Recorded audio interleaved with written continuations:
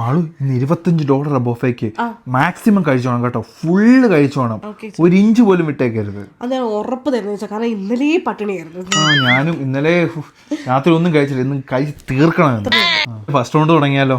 തുടങ്ങാം. അവിടെ കുറച്ച് ഓപ്ഷൻസ് ഉണ്ടല്ലോ. അവിടെ ഉണ്ടല്ലോ. നല്ല ബീഫൊക്കെ ഉണ്ട്, നമുക്ക് അടിച്ച് കയറ്റാം. അത്ര പോരല്ലേ?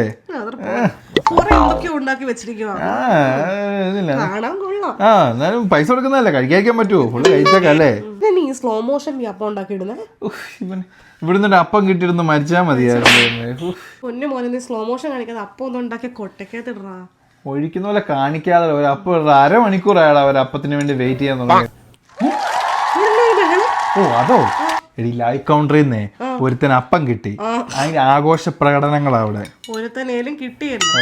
ഫസ്റ്റ് റൗണ്ട് കഴിഞ്ഞില്ലേ, നമുക്ക് സെക്കൻഡ് റൗണ്ട് എടുക്കാം. ഞാൻ അവിടെ ചായ കുടിക്കാൻ വെച്ചിട്ടായിരുന്നു. ഞാൻ ഈ റൗണ്ട് എടുക്കാൻ പോയപ്പോ തന്നെ അതെന്റെ എടുത്തോണ്ട് പോയി ചായ. അവരുടെ വിചാരം ചായ എടുത്തോണ്ട് പോയാൽ നമ്മള് പെട്ടെന്ന് തീർക്കും. ഞമ്മള് ഫുള്ള് കഴിച്ചിട്ടേ പോകുന്നു. തീരെ സ്ഥലമില്ലെങ്കിൽ നമ്മൾ എന്നെ എടുക്കും. ഈ വയറ് നിറഞ്ഞടി ഒരു കാര്യം ചെയ്താലോ, ഞാൻ ഈ റെസ്റ്റോറന്റ് പുറകെ പോയി ഓടിയിട്ട് വന്നാലോ, കുറച്ചുകൂടെ സ്പേസ് കിട്ടുമല്ലോ. അല്ലെങ്കിൽ കൊക്കോള മേടിച്ച് കുടിച്ചാലോ, മാക്സിമം യൂട്ടിലൈസേഷൻ.